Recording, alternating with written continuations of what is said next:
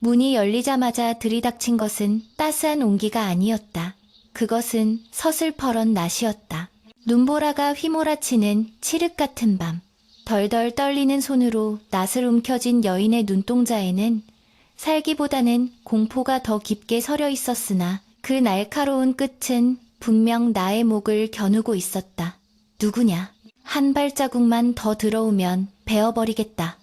여인의 목소리는 찢어질 듯 날카로웠고 나는 얼어붙은 몸을 억지로 일으켜 세우며 뒷걸음질 쳤다. 천하를 호령하는 짐의 목숨이 이리도 허망하게 산골 오두막의 녹슨 나달에 끊어질 위기에 처할 줄이야 누가 알았겠는가. 바람은 짐승의 울음소리처럼 귓가를 때렸고 내 눈썹에 맺힌 성에가 녹아내릴 틈도 없이 다시 얼어붙는 찰나의 순간 나는 생과 사의 경계에 서 있었다. 불과 반나절 전까지만 해도 상상조차 할 수 없었던 일이다. 사냥을 위해 궁을 나선 행차였으나 갑작스레 닥친 폭설은 하늘과 땅의 경계를 지워버렸다. 호위무사들과의 거리가 벌어지기 시작한 것은 순식간이었고 백색의 감옥에 갇힌 나는 방향 감각을 완전히 상실한 채 눈 속을 헤매야 했다. 말조차 눈 구덩이에 빠져 거동을 멈추었고 나는 살기 위해 말에서 내려 무릎까지 차오르는 눈을 헤치며 걷고 또 걸었다. 손발의 감각이 사라지고 의식이 흐릿해질 무렵 저 멀리서 반딧불이처럼 깜빡이는 희미한 불빛 하나가 아니었다면 나는 그대로 눈 속에 파묻혀 이름 없는 시신이 되었을 것이다. 그 불빛은 구원이었으나 막상 그 문을 열었을 때 마주한 것은 또 다른 위협이었다. 나는 도적대가 아니다. 길을 잃은 나그네일 뿐이다. 제발 잠시만 추위를 피하게 해주시오. 나는 쉰 목소리로 외치며 양손을 들어 저해가 없음을 보였다. 여인은 낯을 거두지 않은 채 의심 가득한 눈초리로 나의 남루해진 행색을 훑어보았다. 비단 옷은 찢어지고 흙투성이가 되어 있었으니 영락없는 폐잔병이나 도망자 꼴이었을 게다. 이 깊은 산골에 나그네라니. 거짓말 마라. 놈들이 보낸 척후병이 아니고서야 이 밤에 여기까지 올 리가 없어. 그녀는 무엇인가에 쫓기는 사람처럼 불안해 보였다. 놈들이라니? 도대체 이 여인은 누구를, 무엇을 그토록 두려워한단 말인가? 나는 턱까지 차오른 숨을 고르며 최대한 위엄을 갖추려 노력했으나 덜덜 떨리는 이빨 소리가 나의 권위를 무색하게 만들었다. 내 몸은 이미 한계에 다다라 있었다. 뼛속까지 파고드는 한기는 감각을 마비시켰고 시야는 점차 흐려지고 있었다. 여기서 거절당한다면 나는 꼼짝없이 이 문 밖에서 동사할 것이 분명했다. 나는 마지막 남은 힘을 짜내어 간청했다. 내 품에 은자가 몇 냥 있소. 하룻밤 묵어가는 값으로 섭섭지 않게 살해하리다. 부디 사람 목숨 하나 살리는 셈 치고 문을 열어주시오. 재물 이야기에 여인의 눈빛이 잠시 흔들렸다. 찰나의 망설임 끝에 그녀는 낯을 스르르 내렸으나 여전히 문을 활짝 열어주지는 않았다. 들어오시오. 허나 조금이라도 허튼 수작을 부리면 내 목숨을 걸고서라도 동기어진할 것이오. 그녀의 비장한 각오가 서린 말에 나는 안도보다는 묘한 연민을 느꼈다. 좁은 문틈으로 몸을 구겨 넣자 훅 끼쳐오는 것은 훈훈한 온기가 아니라 퀴퀴한 곰팡이 냄새와 매캐한 연기뿐이었다. 방 안은 냉골이나 다름없었고 뚫어진 창호지 사이로 황소바람이 들이닥쳐 촛불을 위태롭게 흔들고 있었다. 나는 젖은 겉옷을 벗어 털어내고 여인이 가리키는 아랫목에 자리를 잡았다. 하지만 아랫목조차 차가웠다. 부를 땐 지 오래된 듯했다. 여인은 여전히 낯을 손에서 놓지 않은 채 문가에 앉아 나를 감시하고 있었다. 그녀의 시선은 날카로웠지만 그 이면에는 짙은 피로와 굶주림이 배어 있었다. 나는 호흡을 가다듬으며 방 안을 천천히 둘러보았다.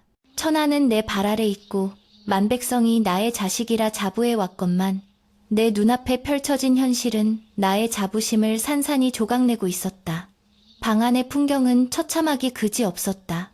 사방을 둘러보아도 감나가는 물건은커녕 온전한 세간살이 하나 눈에 띄지 않았다. 바닥에 깔린 멍석은 해져서 지푸라기가 삐져나와 있었고 한쪽 구석에는 덮을 이불조차 마땅치 않아 낡은 속옷 몇 벌이 뭉쳐져 있을 뿐이었다. 이것이 내 백성이 사는 모습이란 말인가? 궁궐의 화려한 단청과 따뜻한 온돌방, 산의 진미에 익숙해져 있던 나에게 이 적나라한 가난의 민낯은 충격 그 자체였다. 여인은 말없이 부엌으로 들어가더니 이가 빠진 사발에 물 한 그릇을 담아내왔다. 드릴 것은 이것뿐이오. 그녀의 손은 거칠고 대스며 얇은 삼배옷 한 벌로 이 혹한을 견디고 있었다. 나는 사발을 받아들었으나 목이 메어 쉽게 삼킬 수 없었다. 물은 차가웠지만 그것을 내미는 여인의 마음은 벼랑 끝에 몰린 사람의 마지막 호의였을지도 모른다. 고맙소. 이 은혜는 잊지 않겠소. 물을 한 모금 마시자 얼어붙었던 내장이 녹아내리는 듯한 통증과 함께 정신이 조금씩 돌아왔다. 나는 조심스레 여인의 기색을 살폈다. 그녀는 방 한구석에 웅크리고 앉아 여전히 경계를 풀지 않은 채 나를 주시하고 있었다. 앳된 얼굴이었으나 고생의 흔적이 역력했고 깊게 패인 눈 밑에는 씻을 수 없는 슬픔이 고여 있었다. 보아하니 혼자 사는 듯한데 바깥 주인은 어디 가고 이 험한 곳에 홀로 계시오? 아까 놈들이라 함은 또 누구를 말하는 것이오? 나의 물음에 여인의 어깨가 움찔 떨렸다. 그녀는 고개를 돌려 벽에 걸린 낡은 갓을 바라보았다. 먼지가 쌓인 갓은 주인을 잃은 지 오래되었음을 말해주고 있었다. 죽었습니다. 억울하게. 그녀의 입술 사이로 새어나온 말은 짧았으나 그 안에 담긴 원한은 천근만근 무거웠다. 그 목소리는 마치 깊은 우물 속에서 울려 나오는 듯 공허하고도 서늘했다. 억울하게라니? 관아에 알리지는 않았소? 나의 말에 여인은 코웃음을 쳤다. 그 웃음은 비웃음이라기보다 체념에 가까웠다. 관아요? 그들이 바로 내 서방님을 죽인 원수들인데 누구에게 하소연한단 말입니까? 나는 숨이 턱 막히는 기분을 느꼈다. 관아의 수령이라 함은 임금을 대신하여 백성을 보살피는 목민관이거늘 그들이 백성을 죽였다니 내 마음속에서 뜨거운 불덩이가 치솟아 올랐으나 지금은 신분을 밝힐 때가 아니었다. 나는 짐짓 아무것도 모르는 시골 선비인 척하며 다시 물었다. 자세히 말해보시오. 내 비록 힘없는 나그네나 들어줄 귀는 가지고 있소. 여인은 잠시 망설이는 듯 하더니 오랫동안 가슴속에 묻어두었던 이야기를 본물 터지듯 쏟아내기 시작했다. 밖에서는 눈보라가 더욱 거세게 몰아치며 낡은 오두막을 집어삼킬 듯 으르렁거렸다. 문풍지가 찢어질 듯 울어대고 천장에서는 쥐들이 달그락거리는 소리가 들려왔다. 하지만 그 소음조차 여인의 목소리를 덮지는 못했다. 그녀의 이야기는 이 나라의 가장 어두운 밑바닥, 내가 보지 못했고 듣지 못했던 지옥도였다. 그녀의 남편은 성실한 농사꾼이었다고 했다. 하지만 흉년이 든 해 관아에서는 구휼미를 풀어주기는커녕 오히려 세금을 2배로 올렸다고 한다. 낼 세금이 없어 관아로 끌려간 남편은 곤장을 맞고 피투성이가 되어 돌아왔으나 사흘을 넘기지 못하고 숨을 거두었다는 것이다. 그런데 그것으로 끝이 아니었다. 사또는 죽은 남편의 빚을 핑계로 이 젊은 과부를 자신의 첩으로 삼으려 했고 그녀가 거절하자 집안의 모든 세간을 부수고 매일같이 하인들을 보내 행패를 부리고 있다는 것이었다. 내일이면 그들이 다시 올 겁니다. 집을 비우지 않으면 불을 지르겠다고 했습니다. 여인은 말을 맺으며 앙상한 두 손으로 얼굴을 감싸 쥐었다. 손가락 사이로 뜨거운 눈물이 흘러내려 때 묻은 치마폭을 적셨다. 나는 주먹을 꽉 쥐었다. 손톱이 살을 파고들어 피가 배어 나올 지경이었으나 그 고통보다 가슴을 짓누르는 죄책감이 더 컸다. 내 치세가 태평성대라 칭송받는 동안 도성박 백성들은 이토록 처참하게 유린당하고 있었던 것이다. 나는 왕으로서의 무력감과 한 인간으로서의 분노에 치를 떨었다. 그 순간이었다. 꼬르륵. 나의 배에서 눈치 없는 소리가 크게 울려 퍼졌다. 천하를 걱정하는 비통한 마음과는 별개로 하루 종일 아무것도 먹지 못한 채 추위와 싸운 육신은 비명을 지르고 있었다. 민망함에 얼굴이 화끈거렸으나 여인은 젖은 눈으로 고개를 들어 나를 바라보았다. 그녀의 눈에는 눈물이 그렁그렁했지만 그 너머로 깊은 절망이 보였다. 쌀독이 비었습니다. 나그네님께 드릴 것이라곤 아까 그물 한 그릇이 전부입니다. 그 한마디는 천둥보다 더 크게 나의 뇌리를 때렸다. 임금인 내가 백성의 집에서 굶주림을 마주하게 된 것이다. 수라상에 올라오는 12첩 반상이 당연했던 나에게 텅 빈 쌀독은 단순한 배고픔이 아닌 통치자로서의 자격 상실을 의미하는 듯했다. 나는 고개를 들 수 없었다. 그때 밖에서 무언가 쿵 하고 떨어지는 소리가 들렸다. 눈 무게를 이기지 못한 나뭇가지가 부러지는 소리였을까? 아니면 누군가 우리를 엿듣고 있는 것일까? 여인은 화들짝 놀라 다시 낫을 움켜쥐었다. 긴장감이 팽팽하게 감도는 방 안 촛불 심지가 타닥거리며 타들어가고 있었다. 이 밤은 아직 길었고 나의 시련은 이제 막 시작되었을 뿐이었다. 창호지 틈새로 새어 들어오는 황소바람이 촛불을 금방이라도 집어삼킬 듯 위태롭게 일렁였다. 뼛속까지 파고드는 한기는 단순히 기온탓만이 아니었다. 그것은 이 집안 곳곳에 배어있는 죽음의 그림자와 산자가 짊어진 삶의 무게가 뒤엉켜 뿜어내는 서늘함이었다. 나는 몸을 잔뜩 웅크린 채 얇은 멍석 위에서 뒤척였다. 궁궐의 침전에서 덮던 비단 이불의 감촉이 아득한 꿈처럼 느껴졌다. 뱃속에서는 천둥 소리가 그치지 않았고 빈 위장은 쓰라림을 넘어 쥐어짜는 듯한 고통을 호소해왔다. 맹물 한 그릇으로 달래기에는 내 허기가 너무도 깊었다. 염치 불고하고 먹을 것을 더 청하고 싶었으나 텅 빈 쌀독을 확인한 여인의 절망적인 눈빛이 떠올라 차마 입이 떨어지지 않았다. 바닥은 냉골이라 눕는 것조차 고역이었고 앉아있자니 피로가 몰려와 정신이 혼미해졌다. 이것이 백성들의 겨울밤이란 말인가? 땔감이 없어 아궁이를 비워두어야 하는 이 처참한 현실을 나는 구중궁궐 깊은 곳에서 단 한 번이라도 상상해 본 적이 있었던가? 스스로를 성군이라 자처하며 태평성대를 노래하던 신하들의 아첨에 눈과 귀가 멀어 있었음을 통감하며 나는 어둠 속에서 입술을 깨물었다. 그때 부엌 쪽에서 달그락거리는 소리가 들려왔다. 잠시 후 여인이 조심스러운 발걸음으로 방에 들어왔다. 그녀의 손에는 이가 다 빠진 작은 소반이 들려 있었고 그 위에는 김이 모락모락 나는 그릇 하나가 놓여 있었다. 쌀이 없어 밥은 짓지 못하고 겨우 남은 도토리 가루로 죽을 쑤었습니다. 입에 맞으실지 모르겠습니다. 여인은 죄송하다는 듯 고개를 숙이며 소반을 내밀었다. 그릇에 담긴 것은 죽이라기보다는 풀물에 가까운 묽은 액체였다. 거무튀튀한 색깔에 떫은 냄새가 코를 찔렀다. 평소라면 거들떠보지도 않았을 음식이었으나 지금 나에게는 그 어떤 산해진미보다 귀해 보였다. 나는 떨리는 손으로 숟가락을 들었다. 한술 떠서 입에 넣자 혀끝에 닿는 맛은 쓰고도 거칠었다. 목구멍으로 넘길 때마다 까끌까끌한 가루가 식도를 긁어내리는 듯 했으나 따뜻한 온기가 뱃속으로 퍼져나가자 비로소 살 것 같았다. 이것은 음식이 아니라 생명줄이었다. 나는 허겁지겁 그릇을 비웠다. 바닥까지 싹싹 긁어먹고 나니 민망함과 동시에 알 수 없는 슬픔이 밀려왔다.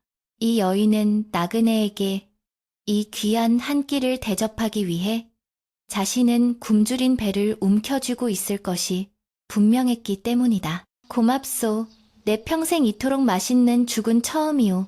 나의 진심 어린 인사에 여인은 씁쓸한 미소를 지었다.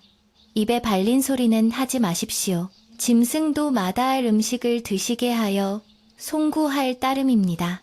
그녀는 빈 그릇을 치우지도 않은 채 멍하니 촛불을 바라보았다. 불빛에 비친 그녀의 얼굴은 핏기 하나 없이 창백했고 앙상한 광대뼈는 그녀가 감내해온 고통의 시간을 말해주고 있었다. 나는 조심스레 입을 열었다. 아까 서방님이 억울하게 돌아가셨다 했소. 도대체 무슨 일이 있었던 것인지 내게 털어놓을 수 있겠소? 비록 힘없는 나그네이나 들어줄 수는 있지 않겠소. 나의 물음에 여인의 눈동자가 흔들렸다. 그녀는 한참 동안 침묵하더니 마침내 억눌러왔던 울음을 토해내듯 입을 열었다. 지난 가을이었습니다. 흉년이 들어 논바닥이 거북이 등처럼 갈라지고 쭉정이만 남은 벼 이삭을 보며 농부들은 피눈물을 흘렸지요. 하지만 관아에서는 세금을 감면해주기는커녕 환곡을 갚으라며 독촉을 해댔습니다. 환곡, 춘궁기의 관아에서 곡식을 빌려주고 추수 때 갚게 하는 구휼 제도다. 백성을 살리기 위해 만든 제도가 어찌하여 백성을 죽이는 칼날이 되었단 말인가. 여인의 설명은 내 상상을 초월했다. 빌릴 때는 모래와 겨가 반 섞인 썩은 쌀을 주더니 갚을 때는 알곡으로 그것도 이자를 붙여 2배로 내라 했습니다. 우리 서방님은 억울함을 호소했습니다. 먹지도 못한 모래 섞인 쌀을 어찌 알곡으로 갚느냐고 제발 살려달라고 빌었습니다. 여인의 목소리가 가늘게 떨렸다. 하지만 사또는 들은 척도 하지 않았습니다. 오히려 관아를 능멸했다며 형틀에 묶어놓고 곤장을 쳤습니다. 1대, 2대. 살점이 튀고 뼈가 부러지는 소리가 담장을 넘어 들려왔습니다. 나는 주먹을 꽉 쥐었다. 손톱이 살을 파고들어 피가 맺혔다. 내 백성이 나의 통치 아래 있는 관료들에게 짐승만도 못한 취급을 당했다는 사실에 피가 거꾸로 솟는 듯했다.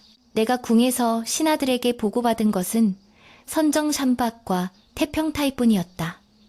그 모든 보고가 새빨간 거짓이었단 말인가. 피투성이가 되어 엎혀온 서방님은 사흘 밤낮을 끙끙 앓았습니다.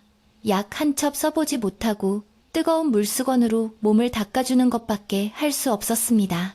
여인은 눈물을 뚝뚝 흘리며 말을 이었다. 마지막 가는 길에 서방님은 제 손을 잡고 유언을 남겼습니다.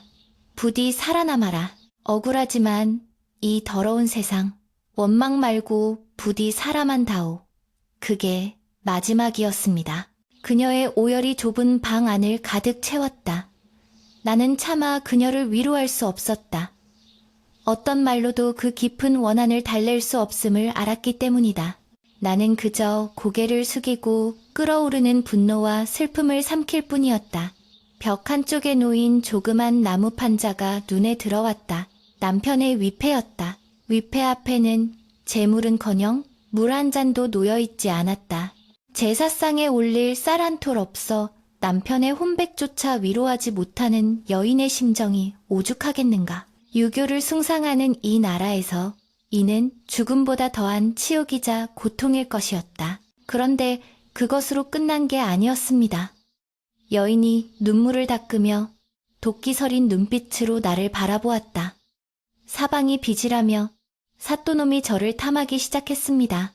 빚을 탕감해 줄 테니 수청을 들라 하더군요. 남편을 죽인 원수의 품에 안기라니 차라리 혀를 깨물고 죽는 게 낫지 않겠습니까? 그녀의 목소리는 분노로 갈라졌다. 제가 거절하자 놈들은 며칠 전부터 들이닥쳐 집안을 쑥대밭으로 만들었습니다. 세간을 부수고 키우던 닭 몇 마리마저 잡아갔습니다. 그리고 내일 아침까지 빚을 갚지 못하면 저를 관아로 끌고 가겠다고 했습니다. 내일 아침, 새벽이 멀지 않았다. 폭설로 고립된 이 산골에 아침이 밝아오면 저승사자와도 같은 관아의 포졸들이 들이닥칠 것이다. 나는 여인의 얼굴을 똑바로 쳐다볼 수 없었다. 이 여인의 비극은 단순한 개인의 불행이 아니었다. 국가라는 거대한 시스템이, 그리고 그 정점에 있는 내가 방조하고 묵인한 결과였다. 나는 자리에서 일어나 창문을 열었다. 매서운 눈보라는 여전히 맹렬한 기세로 휘몰아치고 있었다. 칠흑 같은 어둠 속에서 하얀 눈발만이 어지럽게 춤을 추고 있었다. 저 눈보라 너머, 도성에서는 지금쯤 무엇을 하고 있을까? 따뜻한 온돌방에서 술잔을 기울이며 시를 읊고 있을 고관대작들의 모습이 눈앞에 아른거렸다. 그들의 풍류와 여유는 저 여인의 피눈물을 대가로 얻은 것이었다. 나는 가슴 깊은 곳에서 뜨거운 무언가가 울컥 치솟는 것을 느꼈다. 그것은 단순한 연민이 아니었다. 왕으로서의 책임감, 아니 죄책감이 만들어낸 거대한 회한이었다. 나는 그동안 무엇을 보고 무엇을 들었단 말인가.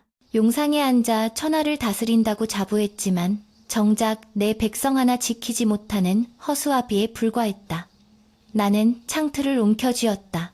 나무가 으스러질 듯 힘을 주었. 부인, 내일 아침 그들이 오면 결코 혼자 두지 않으리다. 나의 낮지만 단호한 목소리에 여인은 의아한 표정으로 나를 올려다보았다. 나그네님, 헛된 객기는 부리지 마십시오. 그들은 무자비한 놈들입니다.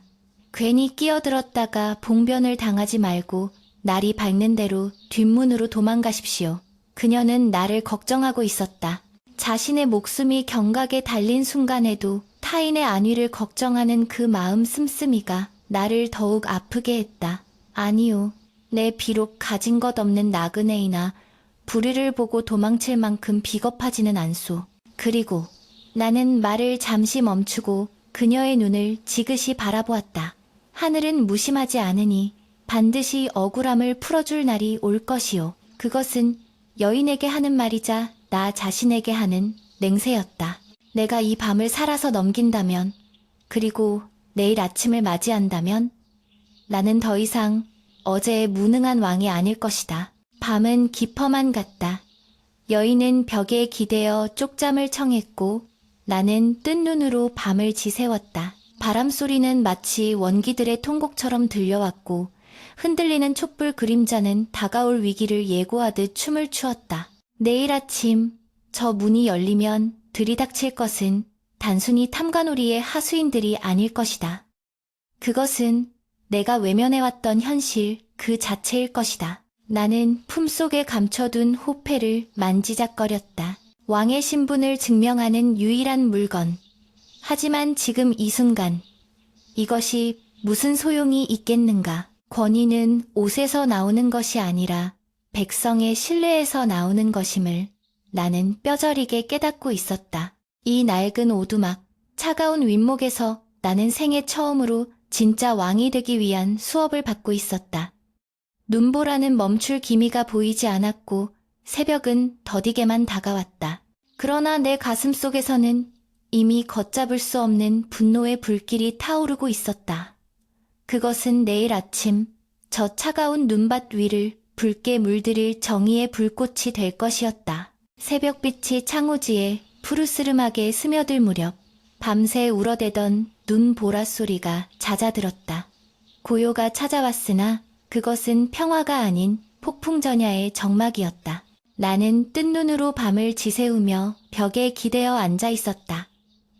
선잠이 들었던 여인은 어느새 일어나 부엌에서 차가운 물을 길어와 얼굴을 씻고 있었다. 그녀의 행동 하나하나에는 비장함이 서려 있었다. 마치 전쟁터로 나가는 장수처럼 혹은 사형장에 끌려가는 죄수처럼 그녀는 흐트러진 머리를 곱게 빗어 넘기고 옷매무새를 다듬었다. 낡고 기워진 삼배 저고리였지만 그 단정함은 비단 옷을 걸친 왕비보다 더 기품이 있어 보였다. 그녀는 품속에서 무언가를 꺼내어 만지작거렸다. 은장도였다. 녹이 슬지 않도록 잘 관리된 그 작은 칼날이 희미한 새벽빛을 받아 섬뜩한 빛을 뿜어냈다. 나는 그 칼의 의미를 알기에 가슴이 철렁 내려앉았다. 그녀는 오늘 자신의 운명을 스스로 결정지을 준비를 하고 있는 것이었다.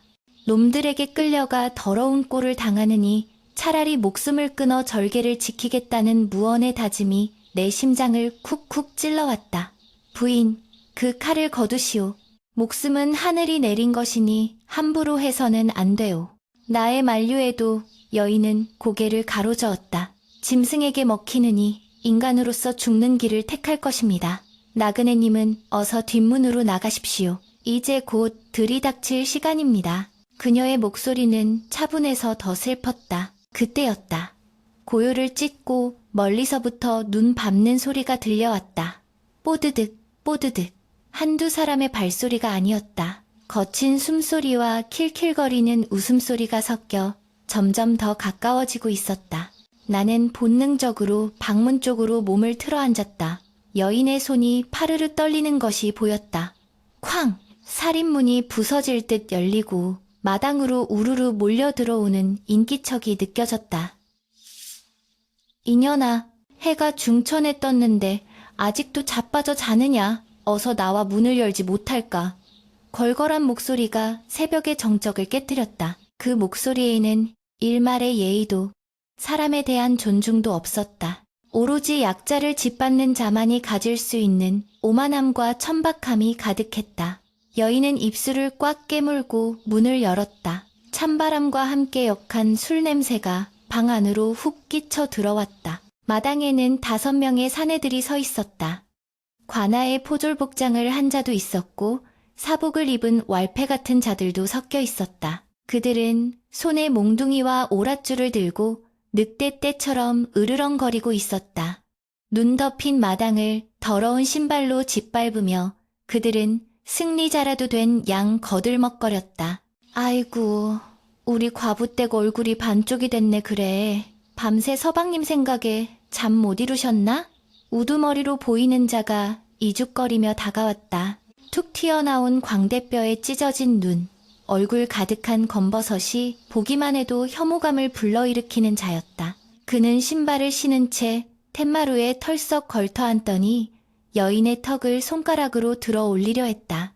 여인은 고개를 획 돌려 그의 손길을 피했다. 더러운 손 치우시오. 관아의 사람이면 법도와 예의를 지켜야 할 것 아니오. 여인의 호통에 사내들은 배를 잡고 웃음을 터뜨렸다. 법도? 예의? 크하하하. 야, 들었냐? 인연이 법도를 찾는다. 이 고을에서는 사또 나으리의 말씀이 곧 법이고 우리 형님들의 주먹이 곧 예의란다. 놈들은 낄낄대며 마당에 있는 장독대를 몽둥이로 내리쳤다. 쨍그랑 맑은 파여름과 함께 독이 깨지고 그 안에 담겨있던 얼마 안 남은 간장이 눈 위로 쏟아져 내렸다. 검붉은 간장이 흰 눈을 더럽히는 모습은 마치 피가 흐르는 것처럼 보였다. 여인의 얼굴이 하얗게 질렸다. 저 장독은 그녀가 겨우 내 먹고 살 유일한 양식이었을 터였다. 나는 끓어오르는 분노를 억누르며 방 안에서 천천히 걸어나갔다. 지금 당장이라도 달려나가 저놈들의 목을 베고 싶었으나 내게는 칼도 없었고 호위무사도 없었다. 섣불리 나섰다가는 오히려 여인과 나 모두 개죽음을 당할 수도 있었다. 나는 짐짓 엄한 표정을 지으며 헛기침을 했다. 에헴! 아침부터 남의 집에서 무슨 행패인가? 갑작스러운 사내의 등장에 놈들의 시선이 일제히 나에게 쏠렸다. 놈들은 나의 남루한 행색을 위아래로 훑어보더니 코웃음을 쳤다. 뭐야, 이 거렁뱅이는 과부집에 웬 농팽이가 숨겨져 있었구만. 어쩐지 수절한다고 튕기더니 밤마다 서방제를 하고 있었어? 우두머리 놈이 비열한 웃음을 흘리며 나에게 다가왔다. 그의 입에서 나는 썩은 술 냄새가 코를 찔렀다. 여인이 내 앞을 막아서며 외쳤다. 함부로 말하지 마시오. 지나가던 길손이 눈보라에 갇혀 하룻밤 묵어갔을 뿐이요. 더러운 입으로 모욕하지 마시오. 여인은 두 팔을 벌려 나를 보호하려 했다. 가녀린 등이었지만 그 순간만큼은 태산보다 거대해 보였다.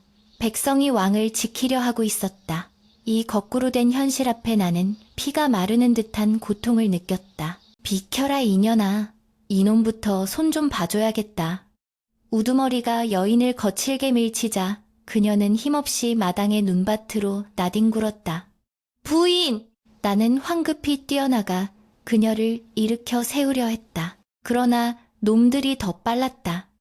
두 놈이 양쪽에서 나의 팔을 낚아채 결박했고 우두머리는 몽둥이를 손바닥에 탁탁 치며 내 앞에 섰다. 내 놈 눈빛이 마음에 안 드는구나. 어디서 굴러먹다 온 개뼈다귀인지는 모르겠지만 감히 관아의 일에 참견을 해? 목숨이 2개라도 되느냐? 몽둥이가 바람을 가르며 내 어깨를 내리쳤다. 퍽! 둔탁한 소리와 함께 뼈가 으스러지는 듯한 고통이 밀려왔다. 나는 신음을 삼키며 무릎을 꿇지 않으려 버텼다. 왕인 내가 이따위 시정잡배들에게 무릎을 꿇을 수는 없었다. 고통 속에서도 나는 고개를 쳐들고 놈의 눈을 똑바로 노려보았다. 관아의 일이라 했느냐. 내 알기로 국법에는 빚을 이유로 부녀자를 겁박하고 사유재산을 침해하는 것을 엄히 금하고 있다. 내 놈들이 진정 관아의 녹을 먹는 자들이라면 당장 이 폐악질을 멈추고 물러가라. 나의 일갈의 놈들은 잠시 주춤했다. 비록 옷은 누더기였으나 내 목소리에 담긴 위엄과 서슬퍼런 기세는 감출 수 없는 것이었다. 평생을 명령하고 호령해온 자의 본능적인 기운이 놈들을 압도한 것이다. 우두머리는 잠시 당황한 듯 눈을 깜빡이더니 이내 자존심이 상했는지 얼굴을 붉혔다. 이 미친놈이 어디서 주워들은 풍어른 있어가지고 국법! 지금 내 놈 목숨이 내 손 안에 있는데 국법 타령이 나오느냐? 그는 홧김에 다시 몽둥이를 휘두르려 했다. 그때 넘어져 있던 여인이 비명을 지르며 우두머리의 바짓가랑이를 붙잡았다. 제발 그분은 놔두시오. 아무 죄 없는 분이오. 내가 가겠소. 관하든 어디든 갈 테니 제발 그분은 건드리지 마시오. 여인의 처절한 울부짖음이 마당을 울렸다.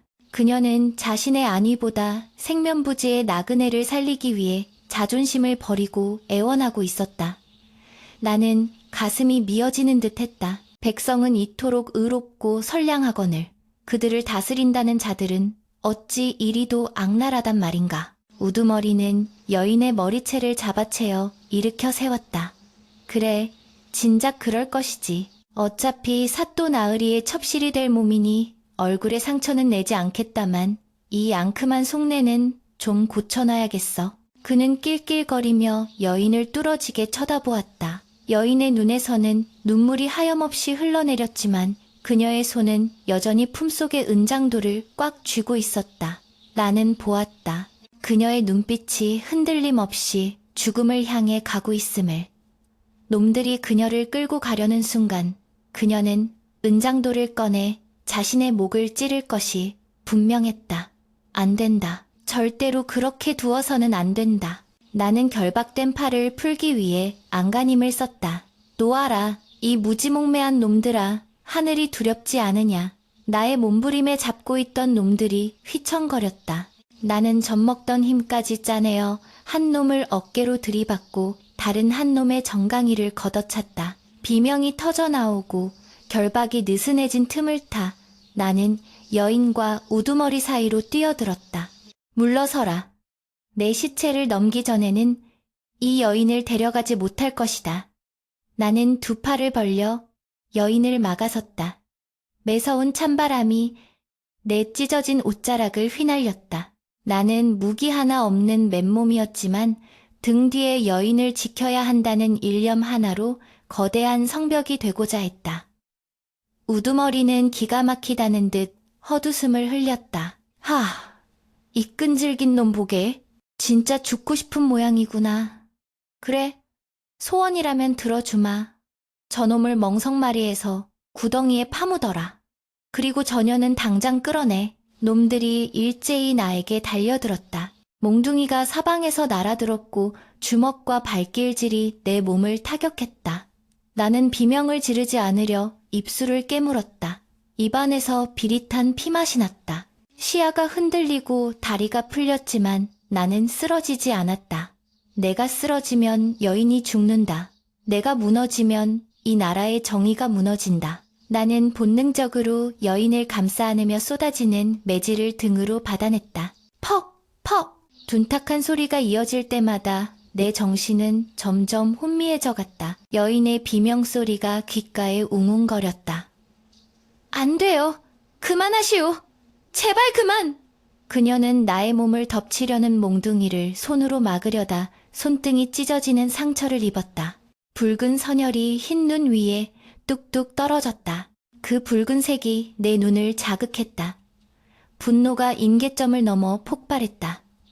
나는 흐릿해지는 의식 속에서 마지막 힘을 다해 우두머리의 멱살을 움켜쥐었다. 내 소나기 힘의 놈이 컥 소리를 내며 당황했다. 나의 눈은 짐승의 그것처럼 형형하게 빛나고 있었다. 내 놈들의 죄는 10,000번 죽어 마땅하다. 기억해라. 오늘 흘린 이 피가 너희들의 목을 조르는 밧줄이 될 것이다. 나의 낮고 굵은 목소리는 단순한 저주가 아니었다. 그것은 왕명이었다. 우두머리는 순간적으로 내 눈빛에서 서늘한 공포를 느꼈는지 흠칫 뒤로 물러섰다. 그 짧은 찰나 마을 입구 쪽에서 웅성거리는 소리가 들려왔다. 말발굽 소리가 지축을 울리기 시작했다. 처음에는 작게 들리던 진동이 점점 거대해지더니 이내 땅이 울릴 정도의 굉음으로 변했다. 놈들의 손이 멈칫했다. 이게 무슨 소리야? 우두머리가 고개를 돌려 마을 어귀를 바라보았다. 멀리서 흙먼지를 일으키며 달려오는 검은 무리들이 보였다. 눈보라가 거친 설원을 가로질러 질주하는 그것은 단순한 행인들이 아니었다. 질서정연한 대형, 햇빛을 받아 번쩍이는 갑옷, 그리고 펄럭이는 깃발. 그것은 정의 기병대였다. 놈들의 얼굴에 당혹감이 서리기 시작했다. 나는 피투성이가 된 얼굴로 희미하게 미소 지었다. 드디어 올 것이 왔다. 나의 충직한 신하들, 내 검겐들이 도착한 것이다. 하지만 놈들은 아직 상황 파악이 되지 않은 듯했다. 젠장, 사또 나으리가 직접 오시는 건가? 아닌데, 저런 병사들은 본 적이 없는데. 그들이 우왕좌왕하는 사이 나는 여인의 손을 꽉 잡았다. 그녀의 손은 얼음장처럼 차가웠지만 아직 맥박이 뛰고 있었다. 살아있다.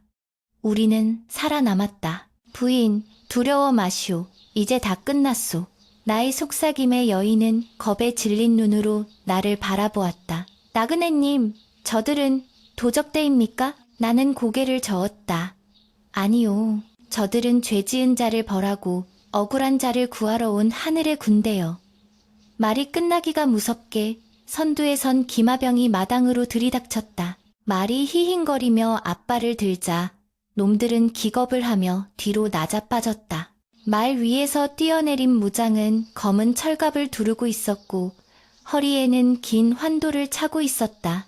투구 아래로 보이는 그의 눈빛은 매서웠다. 그는 쓰러져 있는 나를 발견하고는 얼굴이 사색이 되어 달려왔다.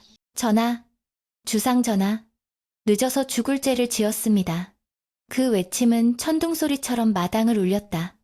전하, 그 두 글자가 공기 중에 퍼지는 순간 세상의 모든 시간이 멈춘 듯 했다. 몽둥이를 들고 있던 놈들의 표정이 일그러지더니 이내 경악과 공포로 하얗게 질려버렸다. 여인 또한 믿을 수 없다는 듯 입을 틀어막고 나를 내려다보았다. 나는 피 묻은 입가를 닦아내며 비틀거리며 일어섰다. 이제 심판의 시간이었다. 전하, 죽여주시옵소서. 주상 전하의 옥체를 알아보지 못하고 10,000번 죽어 마땅하옵니다. 호위대장의 절규에 가까운 외침이 눈 덮인 마당을 뒤흔들자 시간마저 얼어붙은 듯한 정막이 감돌았다. 방금 전까지 기세등등하게 몽둥이를 휘두르던 왈패들의 얼굴에서 핏기가 완전히 빠져나갔다. 그들의 눈동자는 믿을 수 없는 현실 앞에서 극심한 지진을 일으키듯 흔들렸고 입은 벌어졌으나 비명조차 나오지 않았다.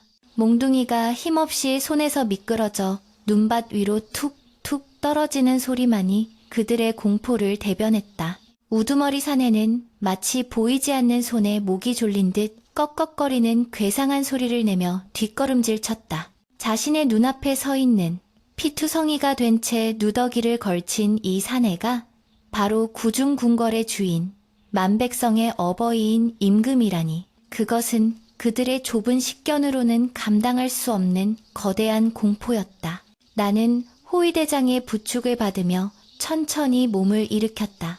욱신거리는 어깨와 터진 입술의 통증이 생생했지만 내 눈빛은 그 어느 때보다 맑고 차갑게 빛나고 있었다. 나는 떨고 있는 우두머리 놈을 내려다보며 입가에 묻은 피를 손등으로 쓱 닦아냈다. 그래, 아까 내 놈이 물었지. 내 목숨이 2개라도 되느냐고. 나의 낮고 차분한 목소리의 놈은 다리에 힘이 풀려 그 자리에 털썩 주저앉았다. 바지가 축축하게 젖어 들어가는 것이 보였다. 공포가 놈의 오줌볼을 터뜨린 것이다. 전하, 살려주시옵소서. 놈들은 약속이라도 한 듯 일제히 흙바닥에 머리를 쳐박고 짐승처럼 울부짖었다. 이마가 찢어지도록 땅에 부서대는 그들의 모습은 비굴하기 짝이 없었다. 방금 전까지 힘없는 여인과 나그네를 유린하던 그 당당함은 어디로 갔단 말인가. 강자 앞에서는 한없이 비겁하고 약자 앞에서는 더없이 잔혹한, 이것이 바로 권력에 기생하는 무리들의 추악한 민낯이었다. 나는 그들을 굽어보며 싸늘하게 일갈했다. 고개를 들라. 너희가 진정 두려워해야 할 것은 나의 용포가 아니라 너희가 짓밟은 백성들의 피눈물이다. 하늘이 보고 땅이 알고 있거늘 감히 관아의 이름을 팔아 무고한 일을 해하려 했느냐. 나의 호령은 겨울바람보다 더 매섭게 그들의 폐부를 찔렀다. 호위무사들이 칼을 뽑아들고 놈들의 목을 겨누자 놈들은 숨조차 제대로 쉬지 못하고 사시나무 떨듯 떨었다. 여인은 이 모든 상황이 꿈만 같은지 멍한 눈으로 나를 바라보다가 이내 바닥에 납작 엎드렸다. 그녀의 어깨가 가늘게 떨리고 있었다. 나는 그녀에게 다가가려 했으나 그 순간 마을 어귀에서 요란한 나팔 소리와 함께 또 다른 무리가 나타났다. 걔 누구냐? 감히 관아의 공무를 방해하는 놈들이. 화려한 가마를 앞세우고 나타난 것은 바로 이 고을의 사또였다. 그는 수십 명의 포졸들을 거느리고 위풍당당하게 등장했다. 가마문이 열리고 비단 관복을 차려입은 사또가 부채를 흔들며 내렸다. 기름진 얼굴에 거만한 표정을 지은 그는 마당에 가득 찬 병사들을 보고 잠시 주춤했으나 그들이 누구인지 즉시 알아보지는 못한 듯했다. 눈보라에 깃발이 엉켜 있었고 호위무사들의 갑옷이 눈에 덮여 있었기 때문이다. 사또는 마당 한가운데 엎드려 있는 자신의 하수인들과 그 앞에 서 있는 남루한 행색의 나를 번갈아 보며 인상을 찌푸렸다. 이게 무슨 난장판이야? 이놈들은 왜 다 엎드려 있고 저 거지꼴을 한 놈은 또 누구야? 사또의 목소리에는 짜증이 가득 섞여 있었다. 그는 성큼성큼 걸어오며 소리쳤다. 여봐라, 저놈들을 당장 끌어내지 않고 뭐 하느냐.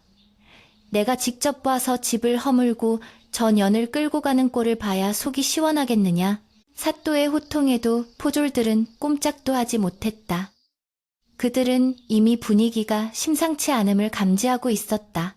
마당을 둘러싼 정예 기병들의 살기등등한 눈빛과 그들이 들고 있는 검에 새겨진 왕실의 문양을 발견한 몇몇 포졸들은 뒷걸음질 치며 창을 떨어뜨렸다. 그러나 눈치 없는 사또만이 상황을 파악하지 못한 채 나에게 삿대질을 해댔다. 내 놈은 어디서 굴러먹다 온 놈이기에 감히 관아의 일에 끼어들어? 내 오늘 본보기로 내 놈의 다리를 분질러 주마. 사또가 나에게 다가오자 내 옆에 서 있던 호위대장이 번개처럼 칼을 뽑아 사또의 목을 겨누었다. 네 이놈! 썩 물러서지 못할까? 어전이시다. 눈이 있어도 보지 못하는 까막눈이냐? 대장의 우렁찬 고함 소리에 사또는 화들짝 놀라 뒤로 넘어질 뻔했다. 어전이라니? 그게 무슨... 사또는 그제야 내 주위를 둘러싼 무사들의 복장을 자세히 살폈다. 검은 철갑에 새겨진 황금색 용 문양. 그것은 오직 왕을 호위하는 금군만이 입을 수 있는 것이었다. 사또의 눈이 튀어나올 듯 커졌다. 그의 시선이 다시 나에게로 향했다. 찢어진 옷 사이로 얼핏 보이는 용의 흉배는 없었지만 나를 호위하는 장수의 태도와 마당을 지배하는 기운은 부정할 수 없는 진실을 말해주고 있었다. 나는 천천히 사또에게 다가갔다. 한 발자국 내디딜 때마다 사또는 엉덩이 걸음으로 뒤로 물러났다. 사또. 아니, 전하? 그의 입술이 파랗게 질려 딱딱 부딪혔다. 나는 그의 앞에 멈춰서서 그가 입고 있는 화려한 관복을 내려다보았다. 백성들의 고혈을 짜내어 만든 저 비단옷이 역겨워 견딜 수가 없었다. 그대가 이 고을의 수령인가? 나의 물음에 사또는 황급히 땅바닥에 머리를 도시며 엎드렸다. 주상, 전하, 소신, 죽을 죄를 지었사옵니다. 전하께서 어찌 이 누추한 곳에 행차하셨는지 미리 기별이라도 주셨다면. 그는 변명을 늘어놓으려 애썼으나 공포에 질린 혀는 제대로 돌아가지 않았다. 나는 차가운 눈으로 그를 내려다보며 말했다. 기별? 내가 기별을 하고 왔다면 자네가 백성을 짐승처럼 다루는 이 참상을 영영 보지 못했을 것 아닌가. 자네는 내가 보지 않는 곳에서는 왕이나 다름없었더구나. 사또는 식은땀을 비오듯 흘리며 바닥을 기었다. 아니옵니다, 전하. 오해이시옵니다. 저 무지한 백성들이 세금을 내지 않고 관할을 능멸하기에 법대로 처리하려 했을 뿐입니다. 소신은 오직 나라의 곳간을 채우기 위해. 닥쳐라! 나의 호통이 떨어지자 사또는 히익 소리를 내며 움츠러들었다. 나라의 곳간? 백성의 쌀독은 비어 거미줄이 쳤는데 관아의 곳간만 채우는 것이 무슨 소용이란 말이냐. 백성이 배를 돋는데 관리가 배를 두드리는 것이 내 놈이 말하는 법도냐. 나는 옆에 있던 호위무사의 칼을 뽑아들었다. 서슬퍼런 칼날이 햇빛을 받아 번쩍이자 사또와 포졸들은 비명을 지르며 고개를 숙였다. 나는 칼끝으로 사또의 관모를 건드려 바닥으로 떨어뜨렸다. 툭! 관모가 눈 위에 나뒹굴었다. 그것은 그의 권위가 땅에 떨어졌음을 의미했다. 듣거라. 이자는 임금의 대리인으로서 백성을 보살펴야 할 책무를 저버리고 사리사욕을 채우기 위해 무고한 백성을 살해하고 그 처자식까지 핍박하였다. 그 죄는 하늘을 찌르고 땅을 울리니 결코 용서받을 수 없다. 나는 떨고 있는 사또를 향해 사형 선고와도 같은 명령을 내렸다. 여봐라! 이 탐관오리의 관복을 벗기고 당장 형틀에 묶어라. 그리고 저 뒤에 있는 포졸들과 왈패들도 하나도 남김없이 포박하여 의금부로 압송하라. 내 친히 국문하여 그 죄를 낱낱이 밝히고 엄벌에 처할 것이다. 나의 추상 같은 명령에 호위무사들이 일제히 달려들어 사또와 그 일당들을 제압했다. 전하, 살려주십시오. 한 번만 용서해 주십시오. 사또는 돼지멱다는 소리를 지르며 끌려갔다. 그의 화려한 비단옷은 벗겨지고 속옷 차림으로 오랏줄에 묶인 꼴은 비참하기 그지없었다. 포졸들과 왈패들도 굴비 엮이듯 줄줄이 묶여 끌려나갔다. 마당을 가득 채웠던 악의 무리들이 사라지자 다시금 고요가 찾아왔다. 하지만 이번 고요는 이전의 공포와는 다른 정의가 실현된 후의 엄숙함이었다. 나는 칼을 다시 칼집에 꽂고 엎드려 있는 여인에게 다가갔다.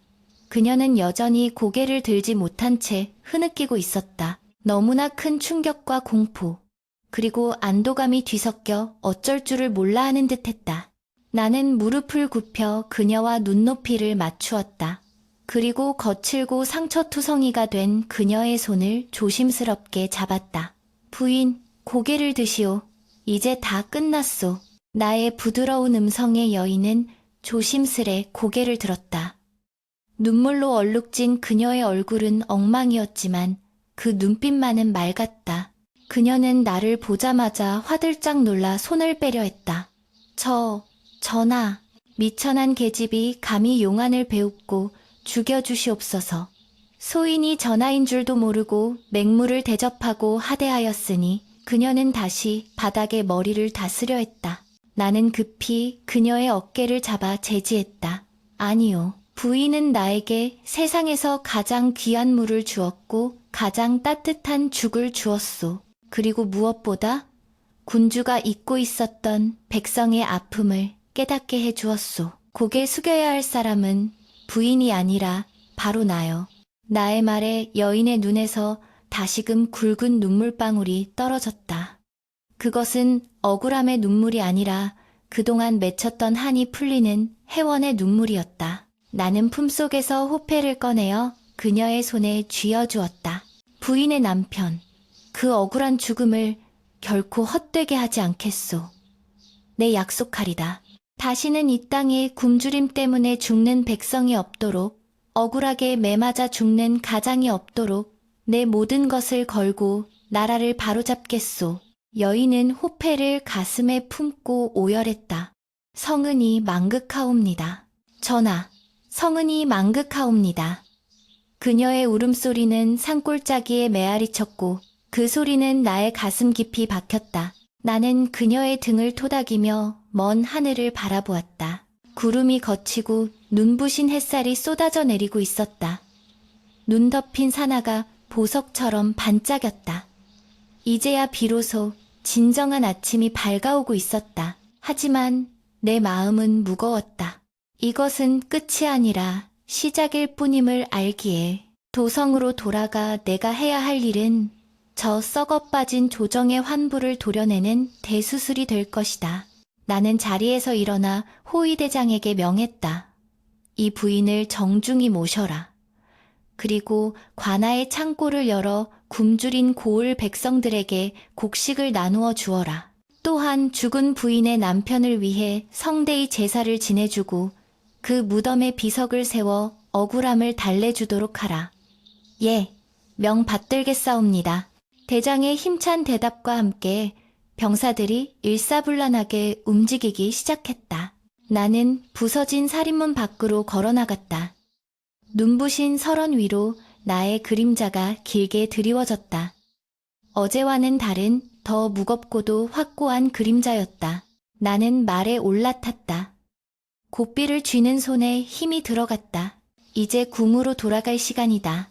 폭군보다 더 무서운 것은 무능한 군주라는 사실을 뼛속 깊이 새긴 채 나는 말머리를 돌렸다.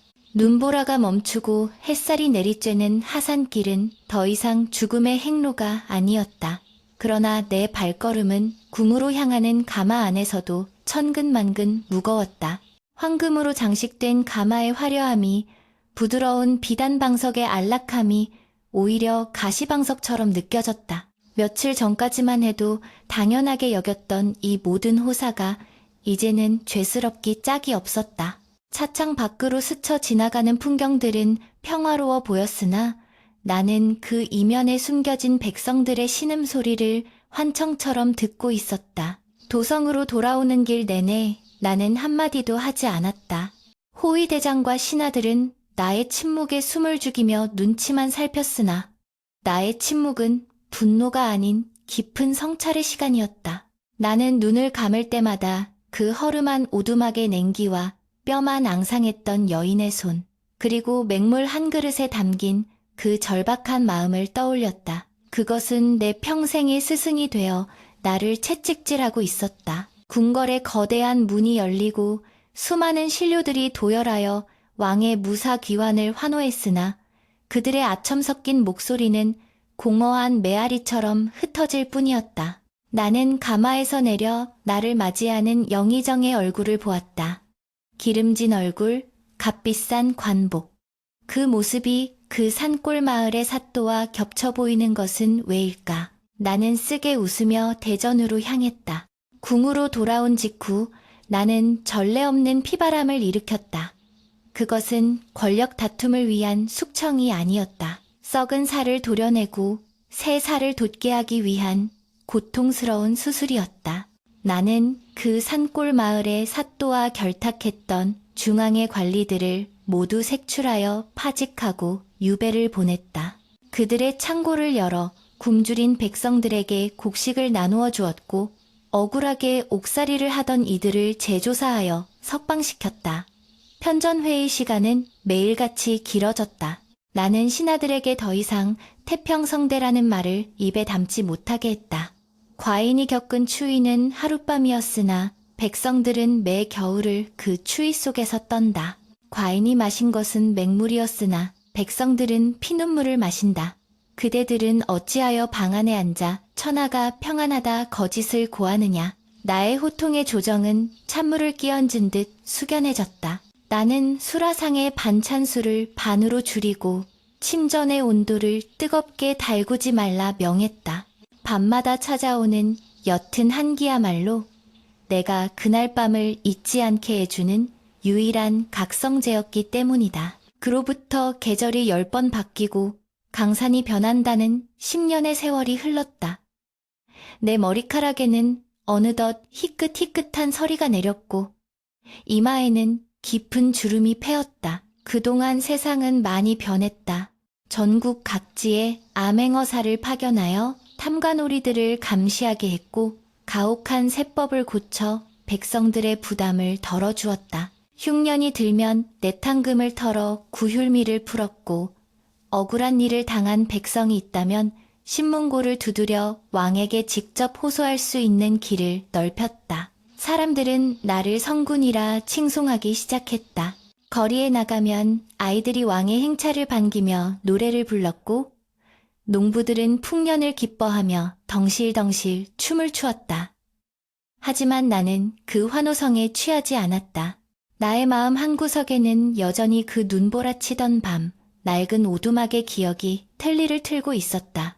과연 그 여인은 어찌 살고 있을까? 그 약속은 지켜졌을까? 나는 그 답을 확인하기 위해 어느 화창한 봄날 다시 그 고을을 찾기로 결심했다. 이번에는 화려한 행차가 아닌 평복차림의 소박한 암행이었다. 고을 입구에 들어서자 10년 전과는 전혀 다른 풍경이 나를 맞이했다. 무너져가던 초가집들은 단단한 기와집이나 깔끔한 흙집으로 변해 있었고 잡초만 무성하던 논밭에는 푸른 보리가 물결치고 있었다. 길거리에는 활기가 넘쳤다. 장터에는 물건을 사고 파는 사람들의 흥정소리가 시끌벅적했고 어디선가 떡을 치는 소리와 고소한 기름 냄새가 풍겨왔다. 굶주림에 허덕이며 눈물 흘리던 곳이라고는 믿기지 않을 만큼의 변화였다. 나는 흐뭇한 미소를 지으며 옛 기억을 더듬어 산기슭으로 발걸음을 옮겼다. 눈보라에 갇혀 헤매던 그 험한 산길은 이제 잘 닦인 오솔길이 되어 있었고 길가에는 진달래와 개나리가 흐드러지게 피어 있었다. 그리고 마침내 그곳에 도착했다. 위태롭게 서 있던 낡은 오두막이 있던 자리에는 번듯하고 아담한 기와집 한 채가 들어서 있었다. 마당에는 장독대가 반질반질하게 윤이 난 채 줄지어 서 있었고 담장 너머로는 아이들의 책 읽는 소리가 낭낭하게 들려왔다. 나는 담장 너머로 집안을 훔쳐보았다.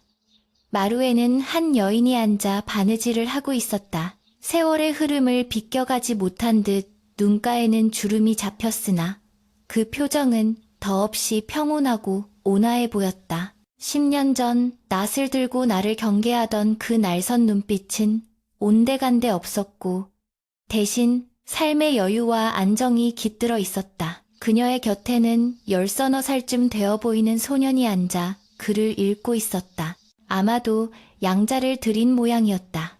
어머니, 이 구절은 뜻이 참으로 깊습니다.